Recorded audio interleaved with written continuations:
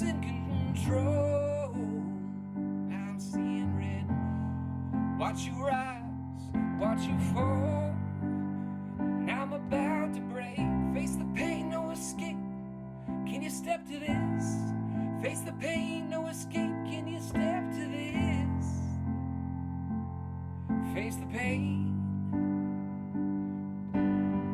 Face the pain, no escape. Can you step to this? What's going on, everybody? Welcome to the last episode of 2020. It's going to be our year-end awards. Ben and I are lucky enough to be joined by Kristen King. She is from MyMMANews and BloodyElbow. Kristen, thank you for joining us. How are you? I'm good. Thank you guys for having me. It's honestly a pleasure to be here. I'm very excited. I love watching you guys' podcast. So it was an honor to be asked to be on.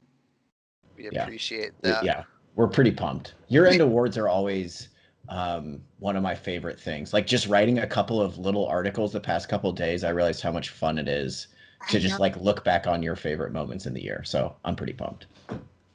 Honestly, like this year was crazy too. Like if you think back, I mean, the year started off right with Conor McGregor headlining pay-per-view, which is like, that's the dude in MMA, right? And then we went through the COVID pandemic, and there was like 3 or 4 episodes, Ben, where we were doing like, reviewing rivalries and reviewing pay-per-views, and we had no idea what was going to happen. And then, studying up for this year-end awards, like there were so many moments from this year that I forgot about that were just absolutely amazing. And especially with the COVID and everything going on this year, I think it turned out to be a pretty damn good year, at least MMA-wise.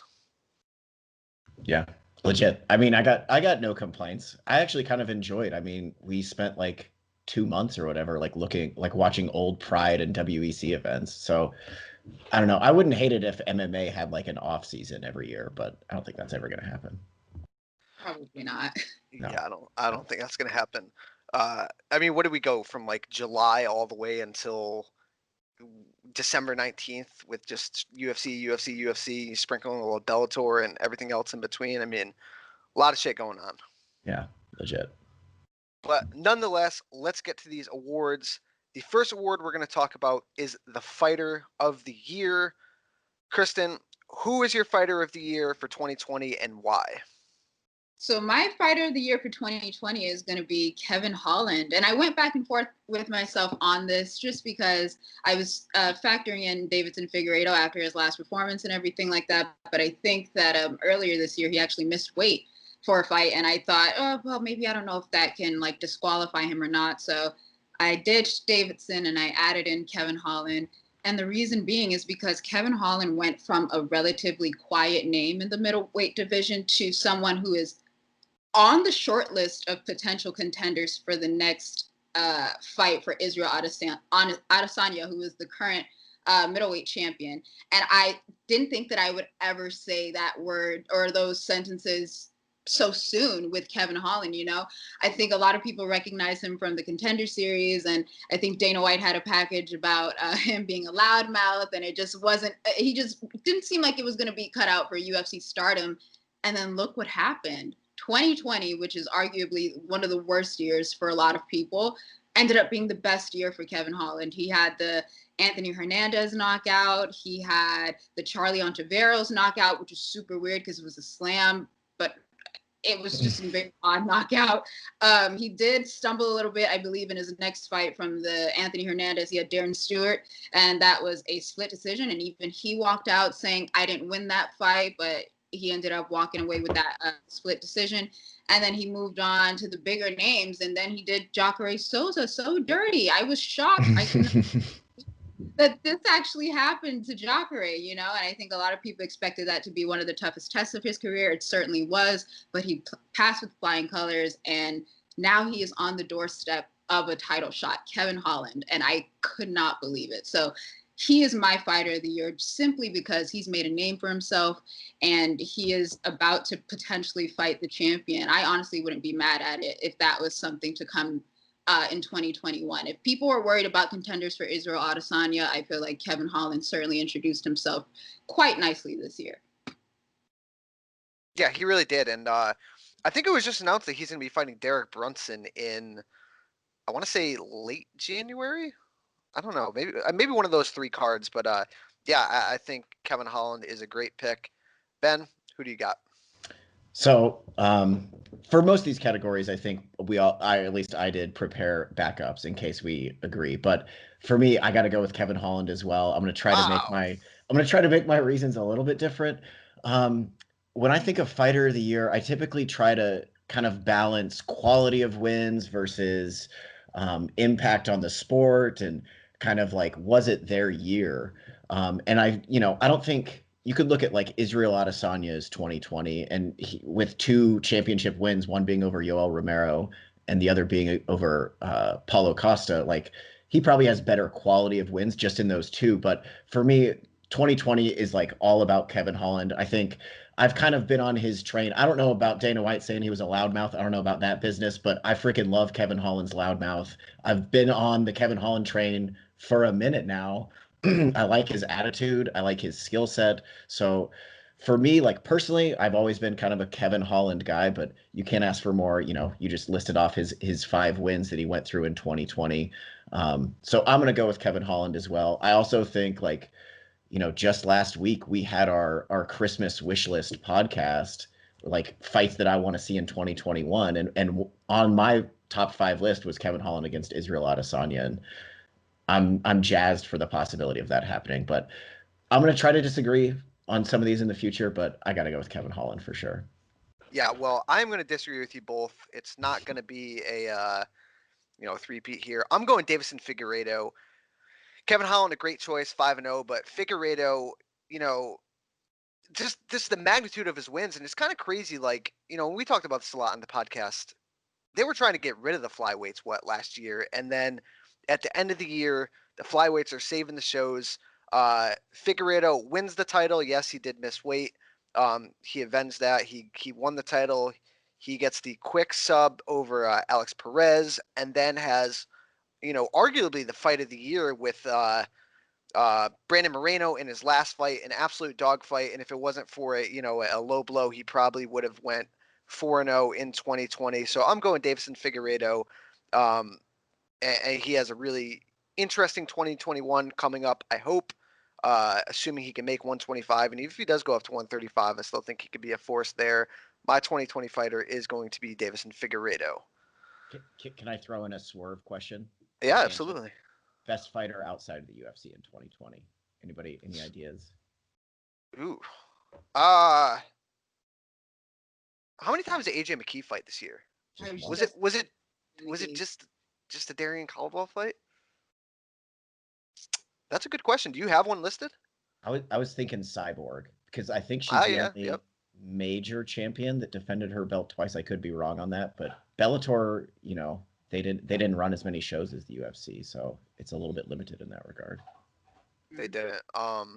Yeah, that's a good one. I didn't even think of it really because we were so focused on Kevin Holland, Davison Figueiredo. Right. Chimaev could have been up there if he did get to fight Leon Edwards. How about roughest year? Probably Leon Edwards, huh? Yeah. Poor guy. If we had, next year we might need to do the Leon Edwards Award for like the roughest, roughest shittiest year of the worst luck ever. Yeah, Leon. that guy. Fight of the year. Ben, I'll start with you first. What is your 2020 fight of the year? Man, even if we all 3 agreed on this, I was gonna stick with it. Weili Zhang versus Joanna. I think that fight holds up every time I watch it. I'm convinced that it's still one of the best fights of the past 10 years, period. And I think in terms of excitement and drama and tension and just being on the edge of your seat and inspired by 2 athletes like level of courage and durability. I can't remember the last time I felt like that since maybe Jones versus Gustafsson 1. In terms of just being so captivated by a fight. And I know the other contender here is probably Davison Figueiredo against Brandon Moreno, which you just mentioned, Kurt. For me, I put Joanna and Weili higher than it. I think it was a little bit higher pace, particularly at the end. I think the skill level was even higher. Like the 2 women were fighting at an insane pace, at like a super high skill level for 25 full minutes, seeing them make adjustments after, Joanna has a freaking like small child on her forehead, and she's still like smiling and game and like moving forward, which is in my mind pure inspiration. Add on top of that the dramatics of Joanna, the queen of the strawweights, fighting to get her title, quote unquote, back. You know, like all that drama was there. It had everything you could ask for in a fight. That's for sure my 2020 fight of the year. Kristen, do you agree, or do you have a different fight?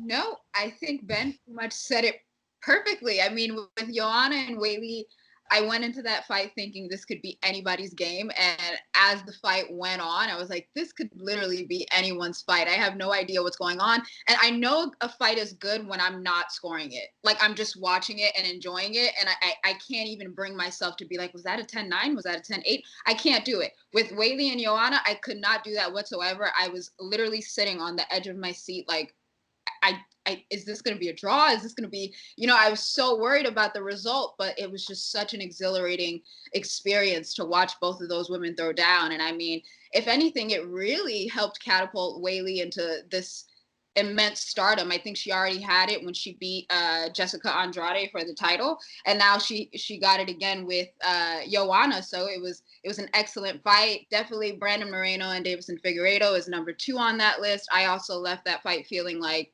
I don't know, I remember texting a lot of people at that time, like, this might be fight of the year, but I realized I was working on recency bias in my mind. So I was like, no, when you put it up against Whaley and Joanna, I think it's pretty obvious that that was definitely the fight of the year. So props to them for putting on such an incredible fight. I'd honestly love to see a rematch just to see what would happen. Just to see what would happen. Also, one thing I want to add, rewatching Whaley and Joanna with a crowd, that was a great crowd. Like, it makes you miss crowds because there's so many, every like leg kick, every punch, and there's a bunch of those landing. You get a little, like rewatching it recently made me really miss crowds. Correct me if I'm wrong too, but that was the last fight prior to no crowds, wasn't it? Yeah, I think so. Yeah. Yeah, we're going 3 for 3 here. I got Joanna and Whaley. You guys both pretty much said everything we needed to. The fight was so good from bell to bell. You had just drama in every single round. You had the injury to Joanna.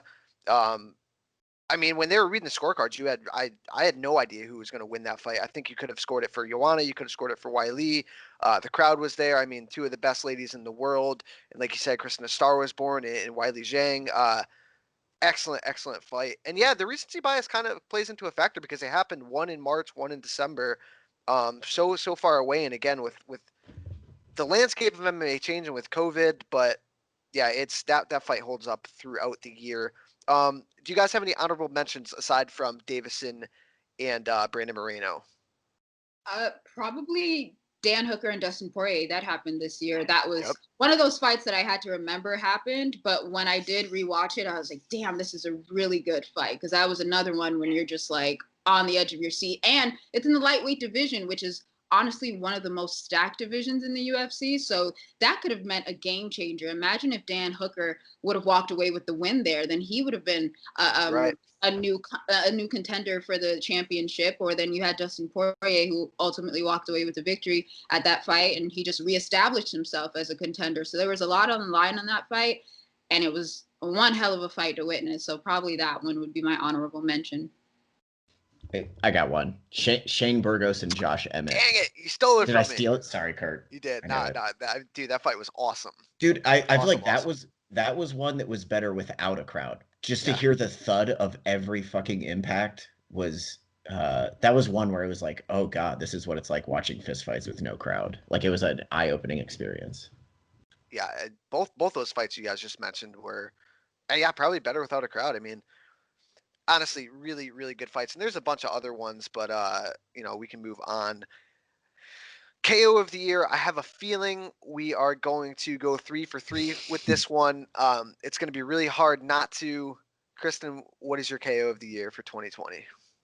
I mean, you set it up perfectly. We're probably going to go 3 for 3 on this one. And it's got to be Joaquin Buckley versus Impa Kasanganay. That was the most incredible knockout that we've seen in some time. And at this point, I'm not operating on recency bias because literally the sheer rarity of that kind of knockout is enough to have it be like, yeah, I understand why it broke all of the social media records in UFC history and all that stuff. I totally get it, because you don't see that every day. I mean, a lot of people were saying that was some Mortal Kombat Tekken type of knockout, and it was just a thing of beauty. I remember watching it with my family, and my dad was like, you know, the next time he kicks, he should grab his leg and then whip around other leg.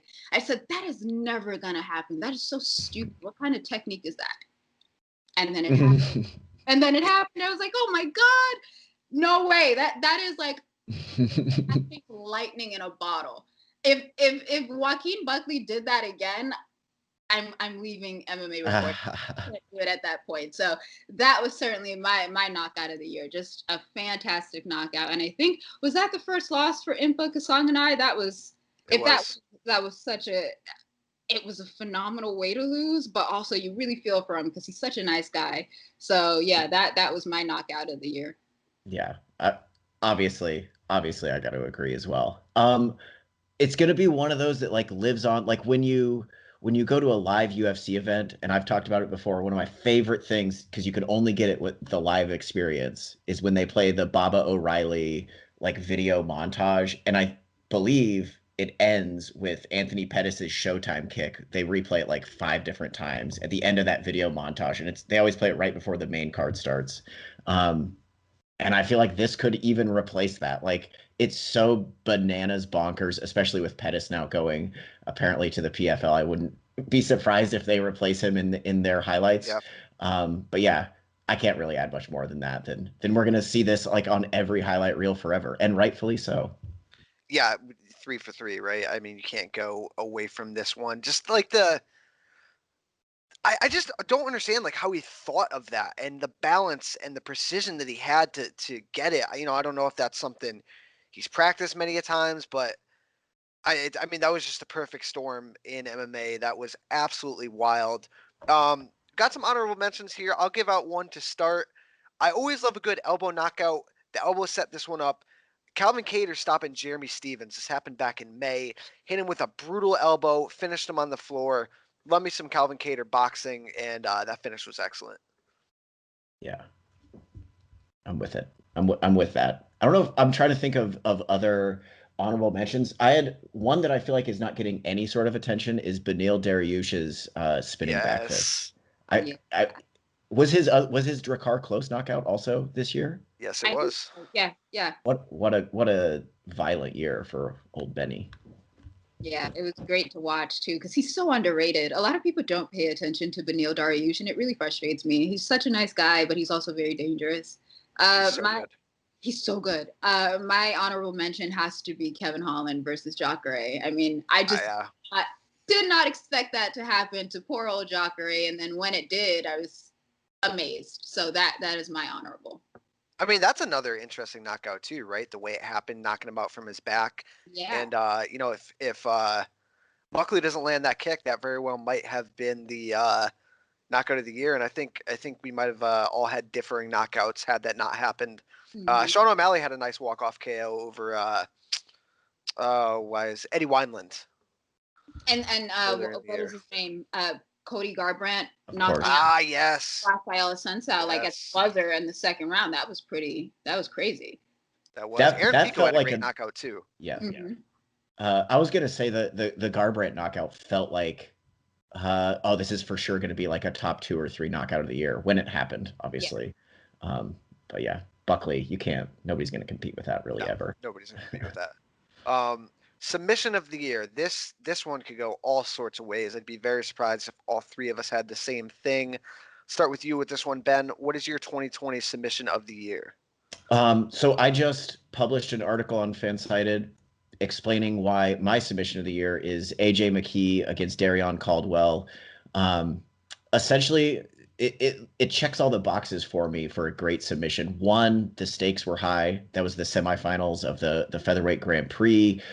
You got AJ McKee's like undefeated record on the line against, in my opinion, the stiffest test of his career up to that date. I mean, Kurt, we talked about on the podcast, we were super jazzed for that fight that had been essentially booked since like January, but due to COVID, they were, it didn't happen until like November. So you got the stakes. You got all this like promotional power behind AJ McKee. That seems like he's putting it on the line, and I was unsure if he was going to beat Darion Caldwell. And then the fact that he did it in 1 minute and 11 seconds with a very like unique, creative submission. I think it just checks all the boxes. Maybe not the flashiest submission, but it's also not like just a rear naked choke or a guillotine or anything like that. Like, it was, I'm sure somebody else in MMA period has done something similar, a similar type of neck crank before. But I can't think of anybody doing something like that on a big stage. And also shout out to Kurt for putting up, I believe our most viewed video on YouTube right now is you working through the McKeotine. So far it is, yeah. I mean, that submission, it's the setup takes a little bit, man. It's not the easiest submission to hit, and to hit it on a great grappler like Darion Caldwell. But AJ McKee's body is just built so well for that division. He's so long, and he's just so dangerous off his back. Yeah, that's a great one. Kristen, what is your submission of the year?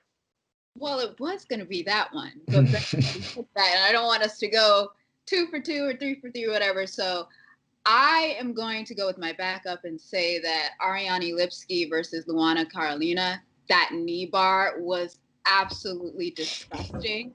And I thought that her leg was completely destroyed when I watched that happen. So, and that's another thing, like, yeah, it's happened before. A knee bar has certainly happened before, but when you're watching someone's leg, like, start doing that a little bit, I think even at one point, Luana let out a scream, and I was just like, I can't look at this, because if it does break, that is going to be a serious problem. So it'd have to be Ariane Lipski for me. That knee bar was just nasty.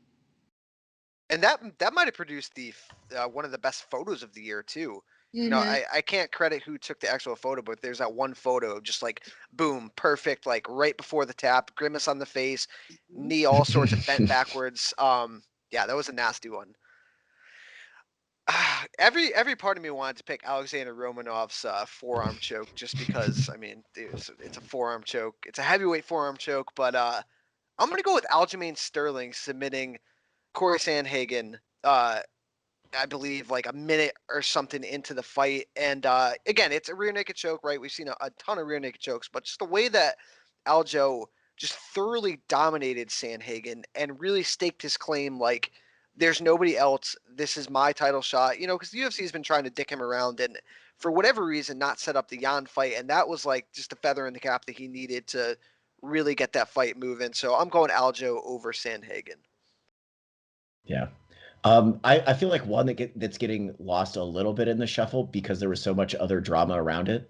Khabib Nurmagomedov submitting Justin Gaethje, right? That was a beautiful submission, but we ended up talking a lot more about his retirement and what's next with Gaethje, all that good stuff. Yeah, that was a great submission. Beautiful setup too. I mean, Charles Oliveira, I'm surprised he wasn't on this list. Somehow Kevin Tony Lee. Ferguson. No, I'm saying, dude, Tony Ferguson. Like, I don't know how the hell Tony didn't tap to that damn armbar. I feel like if he finished that armbar, that would have made the list, but it did not. I feel like he finished the armbar. It's just Tony Ferguson is not the type to tap, and he just wouldn't do that. So I think it's just, we know up here it was probably if it was any other lightweight, yeah, they would have tapped, but Tony Ferguson, no way. Yeah. Crazy. Beatdown of the year. This is a fun one. Kristen, who took the biggest beatdown of the year for you? I am going to give that award to Miss Courtney King, of no relation to me. I have no relation to her whatsoever. However, she had the great task of welcoming Kayla Harrison to Invicta. And this is the first time that we've seen Kayla Harrison outside of PFL. And with PFL, I believe they still have certain rules about like elbows and stuff like that. So she wasn't utilizing everything that she could. Now, this was a regular MMA fight, and This was an absolute beatdown. I think as soon as Kayla Harrison got on top of Courtney King, it was pretty much over. I think very early in the first round, she actually cut her over the eye, and it started to get real bloody. It started to get real concerning because a lot of people, especially I believe Laura Senko was on the commentary team at that time too. She's like, I think they might stop it just to have the doctor check it. And I was also under that impression. But no, she survived until the second round. And when the second round happened, it was much of the same thing. Once Kayla Harrison is on top of you, I just feel like at that point I'd submit. Courtney King didn't, but that was an absolute beatdown. And it was such a refreshing sight to see. I feel like with Kayla Harrison, we see a lot of her in PFL and she looks fantastic. But being that this was like a real official MMA fight where she could use her elbows, she could use all the tools, no restrictions, and she just beat the crap out of this girl. It was crazy. That's my beatdown of the year. That is a Man, good one. Can I jump in, Kurt? Yeah, of course.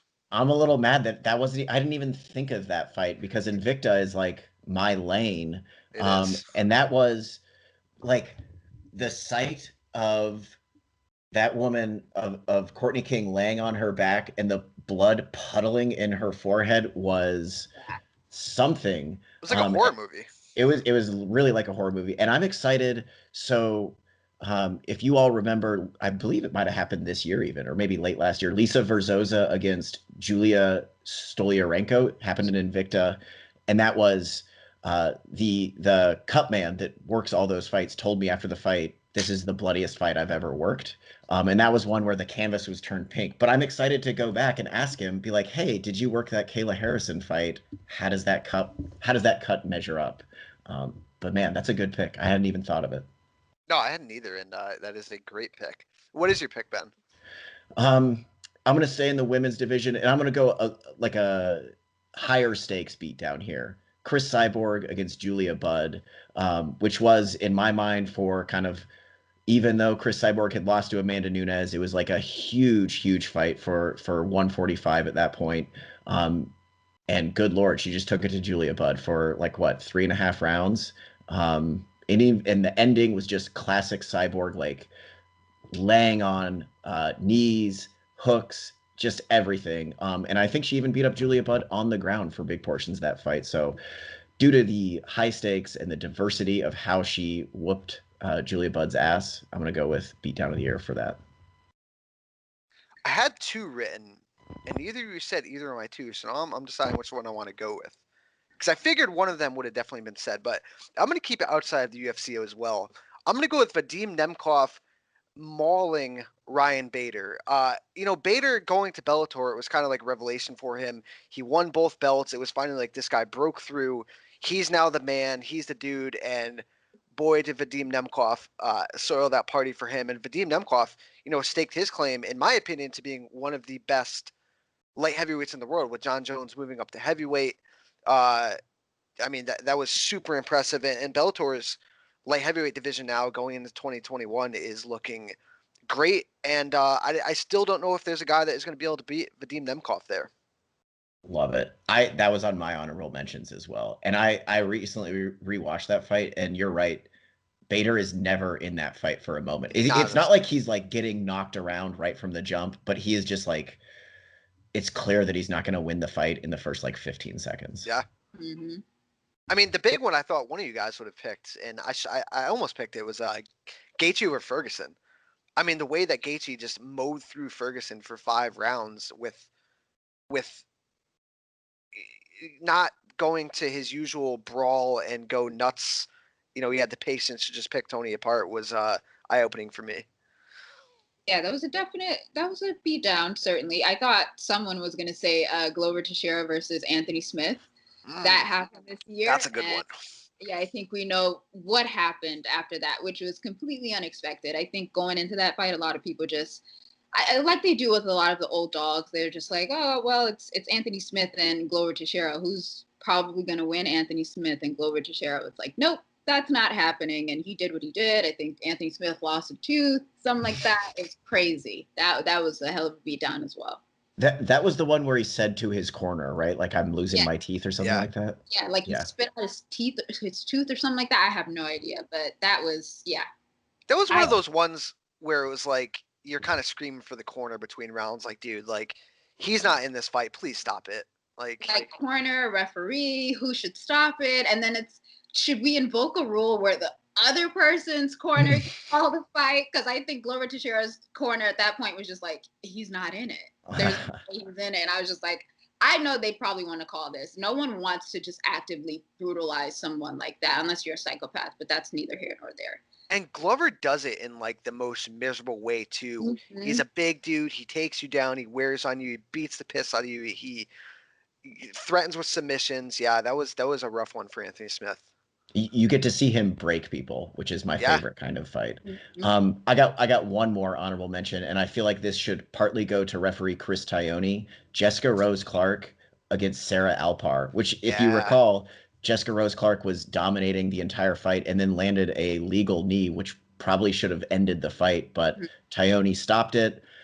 I think watched a replay, and then deemed the strike legal, and then restarted the fight, just basically prolonging the beatdown. Yeah. And wasn't that like a week or something after another? What was the other big like mix up this year with the? Oh, I can't remember. Right prior. Go ahead. No. I feel like, what is his name? With Ed Herman, who just fought. Yes.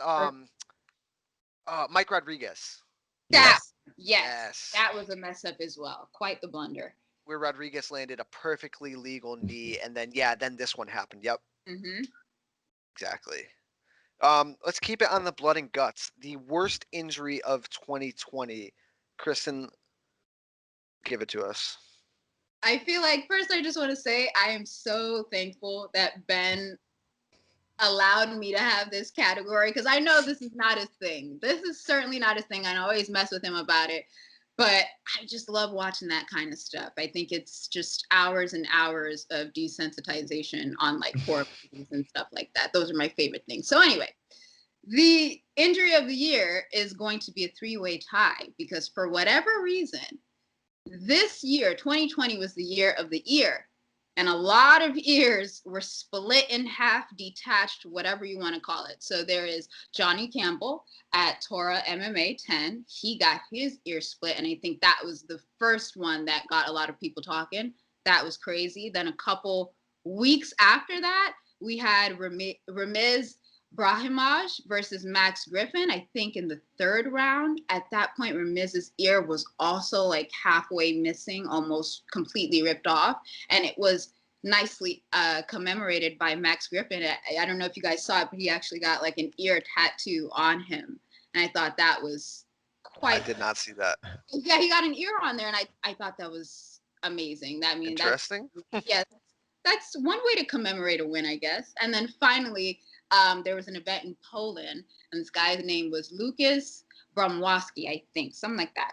And his ear was split like literally in half, in two pieces in his fight. So I'm going to tell you guys, look with caution if you're into that kind of thing, so you can see these ears. But yeah, that is my three-way tie. Anything with an ear being ripped or almost ripped off, the worst injury. That's your thing. The ear's getting ripped off. Well, just any odd injury, period. If there's blood and guts, I'm there. Damn. You're talking to two guys with cauliflower ear right now. And Kurt, I don't know if you could handle listening to that right now. Yeah, I don't want my ear to ever fall off or rip off. Yeah, no I'm way. going to send both of you pictures of all three of these things. I'm pretty sure you've seen the Johnny Campbell one. I've seen the Campbell one and the Brahimaj one, but I haven't seen the other one. I gotta look that up. I'm going to shoot it to you on Twitter so you can watch it. I can't wait. Ben, what's your injury of the year, since this is your favorite category?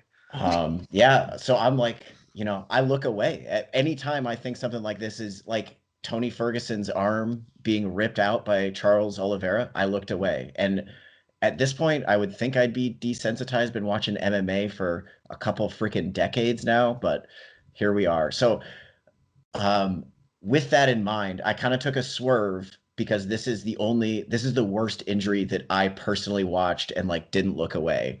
Raymond Daniels spin kicking Peter Stanonik in the dick was the hardest groin shot I think I have ever seen, and it was with no crowd, so you get to hear the impact, and then him just writhing in pain. Not the most gruesome because you don't get to see it, but I like my injuries PG or G rated, and I feel like that was it. The ears, Kristen, I'm totally with you. This year seemed like the year of the horrible ear, which reminds me, I'm going to share a fun personal story. Before one of my amateur MMA fights, and I already had cauliflower ear, I had a friend who knew that I was squeamish about certain injuries. He would send me, leading up to that fight, pictures of Kazushi Sakuraba's ear where it looks like a pot sticker dipped in sweet and sour sauce, and be like, hey, this could happen to you, just to, raise the anxiety a little bit. But anyway, I'm going to go with Raymond Daniels spin kicking Stanonic in the nuts. Is that dude still alive? That was rough. I don't know if that dude has all his parts anymore. Well, let's see. I'm pretty sure, I know he's alive. according to Tapology, that was though, bad, man. he has not fought since then, so we don't know for sure. No, he might still be in a wheelchair. Yeah, the no crowd made it Yeah. extra bad. And wasn't that like their first like show like on CBS too, and it was just like not like that whole show just went wrong for them from the nut kick to whatever else happened. I'm gonna go with Alistair Overeem's lip versus Jairzinho Rosenstruck. It looked like he got like a damn axe thrown through his face. I mean, his lip was just split right in half. I did have the Brahimov ear on there. I had Joanna's head versus Wiley because that was crazy. But yeah, I'm going to Overeem's lip because that was just freaking nasty. And props to his plastic surgeons because they did a pretty damn good job on it. His lip doesn't look all that bad now. Doesn't look like anything happened. Yeah. He has one good plastic surgeon. He does. All right, this is a fun one. I kind of want to, you're making fun of my guy a little bit here, Ben, but the Ben Askren Body Award. Listen, Ben Askren is peak male athlete figure. But yeah, this is a fun category. Who went first last time? You know what? Let's just start with you, Ben. This is your category. Shoot it. Who's got the best body of the year? Yeah, we appreciate the blubbery boys on this podcast, and there were some pretty good. Like, I thought when I made this award, I thought, really, honestly, I only had one guy in mind, and it's not the guy who I went with. But as I kind of looked deeper into the depths of the heavyweight division, I found a few names. But for me, the Ben Askren Body Award goes to Big Tim Johnson over in Bellator, who is just got that trucker body going. Like, he looks like he's fueled on like Doritos and Diet Mountain Dew, but also regular Coke for some reason, probably a lot of Taco Bell. But if you look at this man's record, 3-0 in 2020, 2 knockouts, the Tyrell Fortune knockout, excuse me, probably could have been on a short list for knockout of the year. Yeah. He finished Matt Mitrione in the first round and beat former Bellator champ Czech Congo. And he did it all with, the gut we love. So I'm going to go with Tim Johnson. Kristen, who you got? Who's got the best body? That's my pick, Tim Johnson. I was like, this is a sneaky good pick just because of the year that Tim Johnson had in 2020. And nobody would have expected this from him. I think after he got cut from the UFC, it just didn't look like he was going to have much of a career after that. And then he just kind of got revitalized under the Bellator banner. And I was very excited to see it. I think the Fortune knockout was surprising. I think he was quite the underdog in that fight, like statistically as well. No one expected Tyrell Fortune to finally lose in that manner. So it was interesting at that point. Then the Matt Mitrione thing, a lot of people may have said like some controversy because I think the takedown was brought on by a headbutt. But no one really said anything as far as the end of that fight because it was pretty clear who was whooping ass, and that was Tim Johnson. And then the Czech Congo fight, he finally got redemption. I think he lost to Czech Congo a couple years ago. I think it was by way of knockout, and he comes back and he gets a split decision in the rematch. So I'm very excited to see what Tim Johnson does in the next year because he had a sneaky good year this year. He's got a great mustache too. Yeah. Didn't he shake it in the last fight? I think he might have, but for a while he had that like thick, like 70s porn star stash. That thing was awesome. Paro thing. Yeah. I'm gonna go with a pair, and these gentlemen fought each other, but I'm gonna give it to both Jake Collier and John Vellante. I mean, Jake Collier is a former middleweight, and he didn't do like a John Jones, let's say, where he moved up in weight and he's still a freaking monster. Like Jay Collier, he's going through the shit, and the body does not look good. And I mean, it does look good, right? It looks like these guys are having fun. Like they don't give a shit. They're out there eating, drinking, doing whatever they want. I did a grappling event once with John Volante on it, and I'm pretty sure he was like slinging beers in the back. He was gassed 30 seconds into the match. I love it, both those guys, and they put on a reasonably fun fight too, given how out of shape they might look. So, Jay Collier, John Volante, keep doing you. Dude, you guys impressed me with these picks. As a category that I suggested and like wanted, you guys are digging deep on the good body picks. This was the hardest one for me, I think. Really? Because I was like, it's like the guy really think. The guy that I had in mind when I was like, oh, this is probably who's going to win was Marcin Tybura, who went 4-0 this year. Yeah. But he doesn't have it. He's not as blubbery as the other guys we've named. Like he's got athlete under him. Yeah. You know who I was going to say originally, but then I completely scratched it? I was going to say Tanner Bozer. I was like, he's not fully flabby. He's like semi-flabby, but then I was like, nah, he had a good year, but I'm not going to give that award to him. That wouldn't be fair. He's a borderline big boy. Like maybe in a couple years he can qualify for the Ben Askren Body Award, but he's a little too fit. Yeah, I think yeah, so he too. is kind of fit. Another interesting one, the Covington Award. So this is who we had the greatest satisfaction in watching lose this year. Kristen, who gave you great satisfaction watching lose this year? I think my pick is probably going to break a couple of rules, only because I didn't feel immediate satisfaction when this happened. It only recently started to, looking back at it now, I'm like, yeah, now I feel better. Sean O'Malley versus Chito Vera. I am fully on the Sugar Show train. I was fully on the Sugar Show train. I thought the Chito Vera fight was an excellent step up in competition. I think he had just finished Eddie Wineland previously, so why not give him another hard-fought veteran? Awesome. The fight didn't go as planned, and I was like, all right, this is his first loss. I know it's going to sting. But I didn't realize it was going to sting so much that we are still having to talk about it months later, only because they are little like quips and jabs about each other.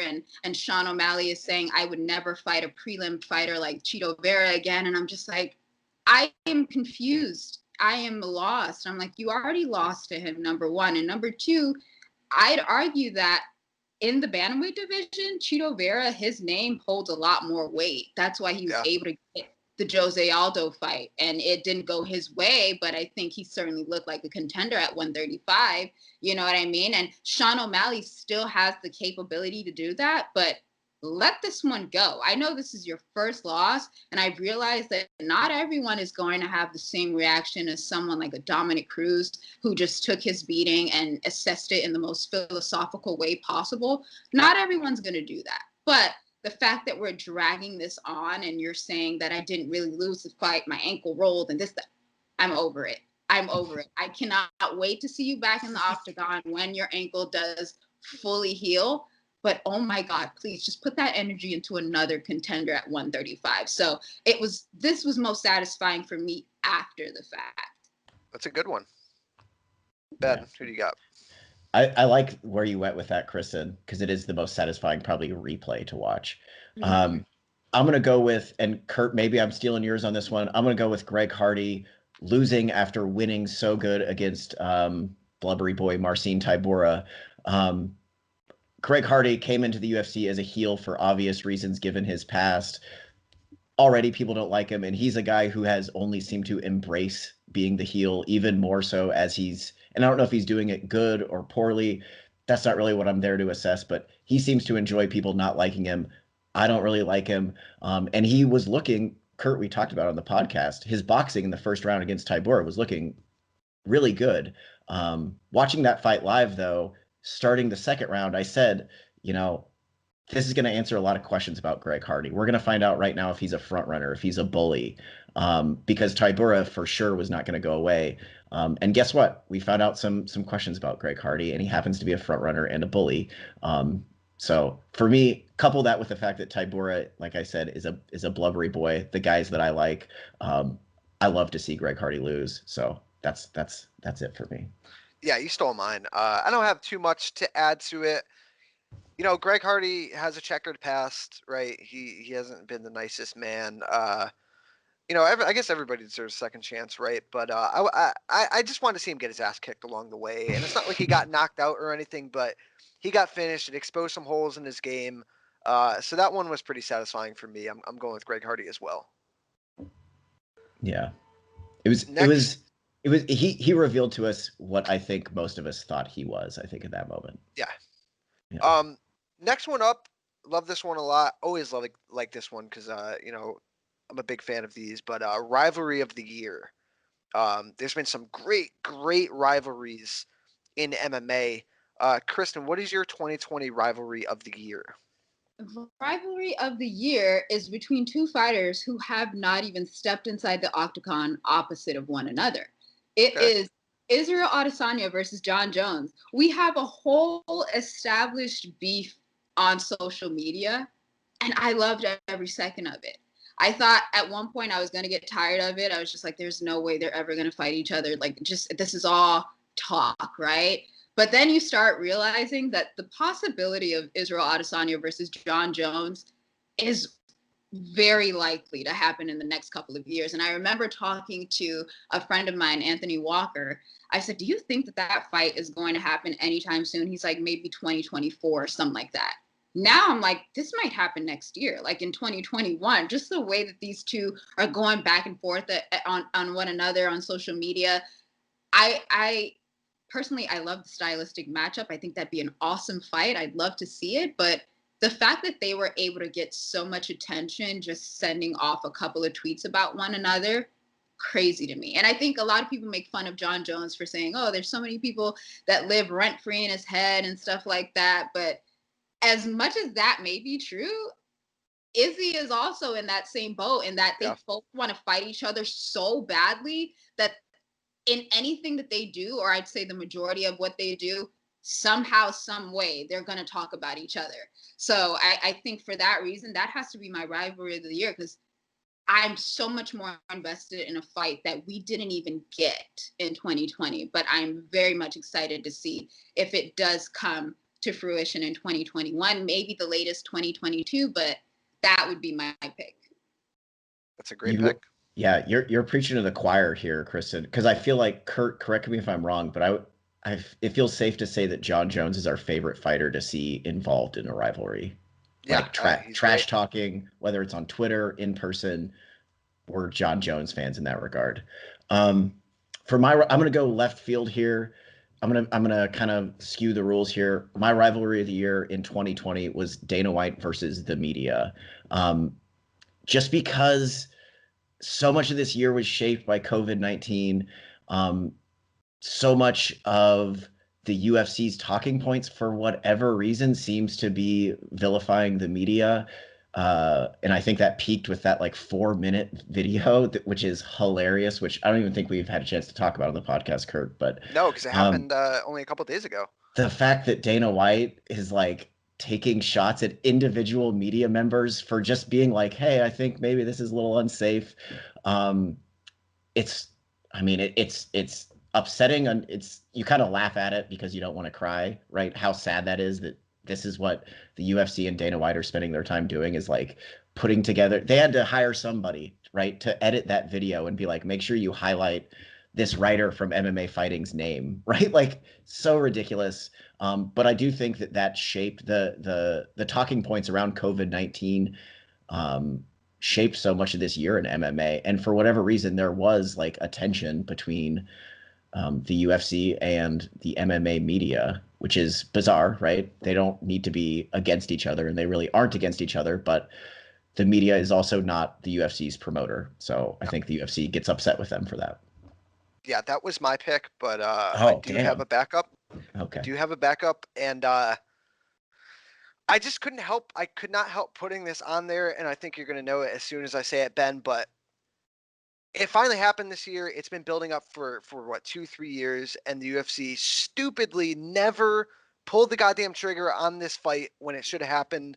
But Tyron Woodley and Colby Covington, I know there wasn't that much heat, but I tell you what, out of all the fights that happened in 2020, that might have been maybe like my first, second, or third most look forward to fight. And again, even that's with Tyron Woodley basically falling off a cliff, right? I love the beef. You know, they're just two polar opposites. You know, you brought in, you know, all the social and political things to the fight. And Tyron got his ass kicked, right? But for me, I still love that fight. I love the build up. Everything about it I really enjoyed. So that was my rivalry of the year after Dana White versus the media, especially with that dumb video he posted. I mean, dude, is there anything more than like it's just Dana trying to flex on everybody? Like, it's so unnecessary. Silly. Literally so unnecessary. Silly. It was silly. Upset of the year, another fun category. There was a lot of great upsets this year. Ben, we'll start with you first. What was your upset of 2020? I'm gonna go with Roxanne Modafferi against Macy Barber, which I'm pretty sure that's probably very high in terms of odds-wise upset of the year. I don't think it's the highest, but that was like kind of the feel-good, one of the most satisfying wins of the year, I think, to watch, just because everybody loves Roxy. She was a very big underdog to Barber, who was on the come up, kind of most people thought. So yeah, I mean, for me, that was the most like sentimental, happiest, and that factors into my pick for upset of the year. Kristen, who you got?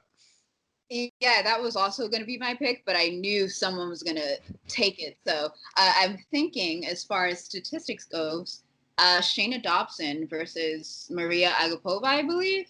Yeah, she was like a minus, I can't even remember, but it was some way out number. Shayna Dobson was just overlooked completely.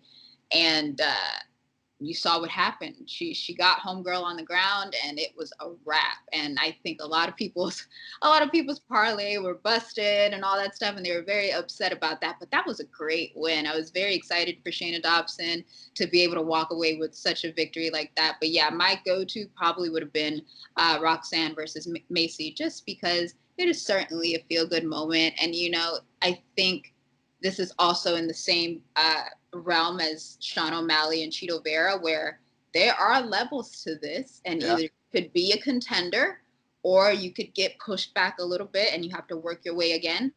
That's the same thing with Macy Barber. I think she's been out for quite some time because her knee, she actually had like a really bad knee injury, and I thought that they were going to stop the fight at one point, but she toughed it out. And I can't wait for her to come back. But yeah, that was just a reminder that she certainly had the clout coming into the UFC, and it was well warranted. But sometimes you're going to hit those people that remind you like, nope, you're not ready yet. And that was that moment. So those are my two picks for upset. Yeah, both great choices, right? I mean, people were saying Agapova was like the next thing. She was like the next Joanna, and I feel like, correct me if I'm wrong, but wasn't she like strutting her stuff going into that fight too? Like, almost acting borderline arrogant, and then just got absolutely dominated. Like, she didn't even look like she ever trained a day in her life. Mm-hmm. But I can't not pick Roxy, right? She's a veteran of women's MMA. She's literally quite possibly the nicest person on the planet. And just stylistically, it looked like a bad matchup for her. And she did the damn thing. And she beat a bona fide stud prospect in Macy Barber and beat her up really good. So yeah, I got to go Roxy versus Macy Barber.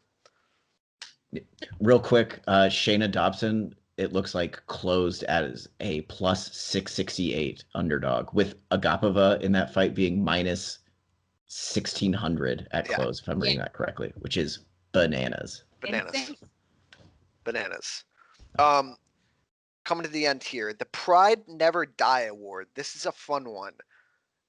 What old aging veteran gave you the most satisfaction winning this year? Who was it, Kristen?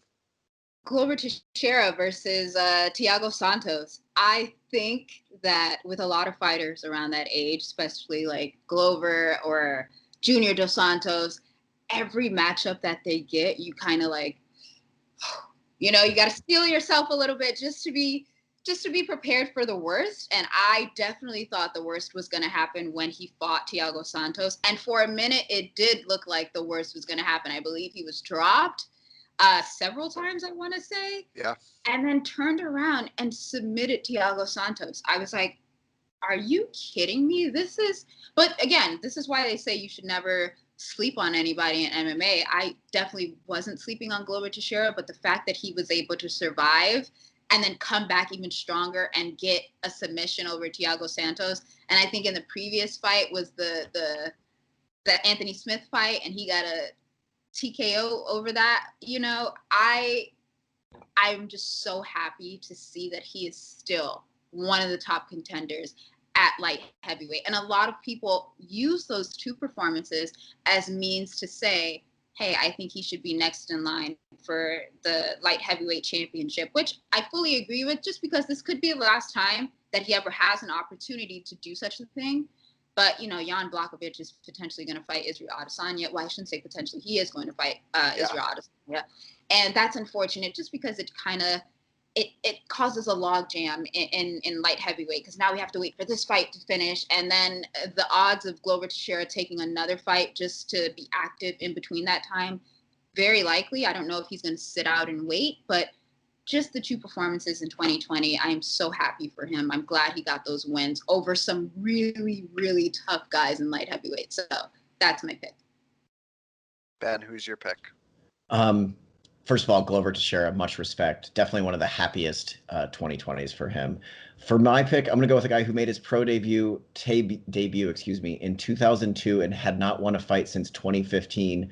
Carlos Condit, the natural born killer, picking up a decision win over Court McGee. Let's see, he snapped a 5-fight losing streak. And I know it was not the highest stakes, and I know Court McGee is himself a veteran. But it was so good to see Condit. He looked aged, right? But Kurt, we talked about it on this podcast. Like, he was doing a lot of the things that kind of vintage Carlos Condit does well, which is put together long combinations, lots of head kicks, and just kind of put volume on the guy. So for me, for all similar reasons that we saw to Glover Teixeira, essentially, it was just really good to see somebody who, at this point in his career, like, we just want to get a few more happy performances out of Carlos Condit. We don't want to be sad watching him fight anymore. So for me, seeing him win was, for me, like, probably the one of the more happier moments I've had watching MMA this year. Yeah, it was really good to see Carlos finally get that win, because 2015 against Robbie Lawler, right? And, he went through the brief retirement. He came back, and it just hasn't been going good for him. That would have been my pick, but I'm going to go with Cub Swanson KOing Daniel Pineda in his last fight. And the reason why I picked it was him on the mic afterwards, crying as he was saying that his kids or he's his kid's hero. You could tell that it just meant so much to him to win that fight. And again, he's one of those guys that's in the tail end of his career. You never know, especially with UFC starting to cut veterans, we think, right? Carlos Condit, another guy that could have been on this list. Cub Swanson could be on this list. So him getting that win in dramatic fashion, a big KO, was it for me. But Glover Teixeira, Carlos Condit, Cub Swanson, all great vets. It's great to see them winning in 2020. Yeah. So we've reached the end, right? 2020 is just about behind us. We only have a couple days left. But 2021, there's a lot of things that are going into the year. Just want to briefly talk about what our biggest stories heading into 2021 are. Kristen, start us off. So I have two, but I think I'm going to go with the one that presents itself better to me. I'm going to think about how high of a ceiling does Khamzat Chimaev have in the UFC in 2021. He came in, guns ablazing, everything was great. Fight Island was basically Khamzat Chimaev's. I mean, he killed it, absolutely killed it on Fight Island. And then the momentum that he had built up kind of slowed down. And it's of no fault of his own. That is not his problem, that his opponents, first of all, finding an opponent that wanted to, because I remember the top of the division did not. They're like, no way, he's not ranked. I'm not going to fight this guy, which is understandable. You don't want to take that kind of risk, especially when you're so close to a title shot. And then next, he had the Leon Edwards fight. It was great. And then Leon Edwards ended up testing positive for COVID-19 and had a harrowing battle with it. I think that he said he lost like 12 pounds or something like that in like 4 days, which is insane, you know? Then the fight got rescheduled and we just lost that again. So and it's on Khamzat Chimaev's part now, because he said he has some complications with COVID-19. We still don't know the full story behind that, but we know that that fight's not happening any longer. So for me, just being such an excited person when I saw his performances against like Reese McKee and Gerald Mearshart, I was like, oh my God, this guy. I started to truly believe what Daniel Cormier was saying, that he could be a 2-weight division champion. And I'm like, I'm still in that boat, but maybe just a little bit later. So I'm very interested in seeing how he's going to be able to restart that momentum that has now significantly slowed because he was unable to get another fight before the end of the year. Because for a lot of people, he was fighter of the year. He went 3-0 and did so in insane fashion. So I'm very much looking forward to seeing how he climbs up the ranks and how many people he's going to be a problem for. I mean, you got guys like Colby Covington, like Jorge Masvidal, you know, he's not at 185. I don't know why I almost said Robert Whittaker, but if he goes up into that weight class, that's another story. But just those top names at 170, the Stephen Thompsons, you know, if we can get the Leon Edwards fight, that'd be fantastic as well. So I'm very much excited to see what he does in 2021. If he's going to restart everything, or is he going to falter? That's my storyline. Yeah, that's a big one. I think it was one of the biggest headlines of 2020. And like you said, it kind of fell off a little bit at the end. No fault to his own or, you know, Leon Edwards. But yeah, I'm excited for that as well. Ben, what do you got? I'm with Chimaev being a big story, especially because we haven't really seen a prospect or a fighter being treated like this before. So it is, I think, a huge one. For me, I'm going to go a little bit bigger picture. And I think a big story in 2021 is going to be the UFC's loss of or shifting power in the global MMA market. I think we are on the verge of a pretty big weakening of the UFC's kind of control or monopoly on global MMA. We've heard Dana White talk about we're going to cut 60 people from the roster. We've already seen some of that. Bellator, I think, is doing really good things with their featherweight tournament. I mean, Kurt, we talked about, for us, one of the most anticipated fights next year is Pitbull against AJ McKee, assuming Pitbull can get past Sanchez. And it's kind of wild that one of the most anticipated fights of the year is outside of the UFC. We don't know, you know, McGregor last year said he was going to have a season in 2020. He has one booked in January, but he seems to be unreliable for the UFC. Yeah. We're seeing the PFL get some really big signings with Anthony Pettis, Fabricio Verdum. On top of all that, we can't discount the fact that the political landscape literally in the country is changing. Dana White's buddy is no longer going to be in the White House.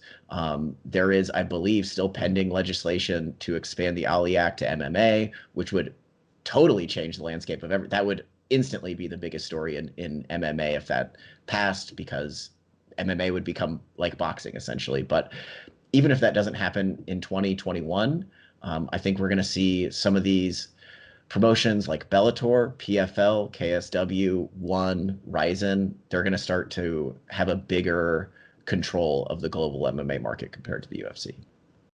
Yeah, my storyline is kind of similar to yours, but it's mainly about the PFL, right? I want to see if the PFL can make that next jump into, you know, they've always been kind of like, you know, third fiddle to the UFC and Bellator. I want to see if they can make that jump. They signed Rory McDonald. They signed Fabricio Verdum. They now signed Anthony Pettis.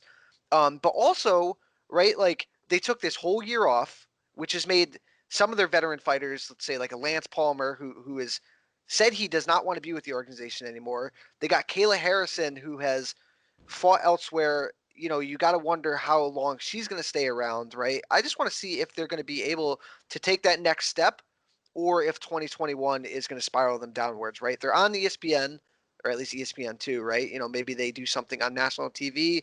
They got some sort of backing. I want to see them make the next step. Because again, nobody likes a monopoly, right? Like you just said, like Bellator getting stronger, PFL getting stronger, KSW, ONE, Ryzen. it's better for MMA, right? When there's just a bunch of organizations doing better. So yeah, for me, I want to see if PFL is going to make that jump, and I think they're going to, and I hope they're going to. Dude, I so loved what PFL did in 2019. I Like did too. they Yeah. had me as a fan. Just kind of everything they were doing. I loved the tournament, and yeah, it felt like they were pretty poised to have a big year this year. And I guess now they're poised to have another big one next year. But yeah, I mean, I think they're a major player in what I was talking about with the UFC kind of losing their control.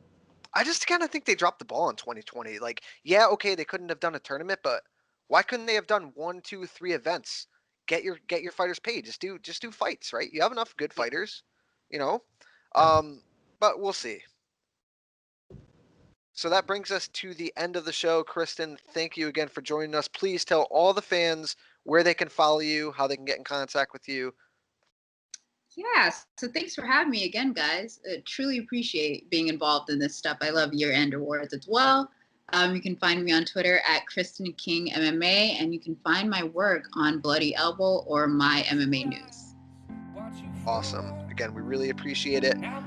Enjoy the new year, and we look forward to talking to you all again in 2021. Face the pain, no escape, can you step to this? Face the pain.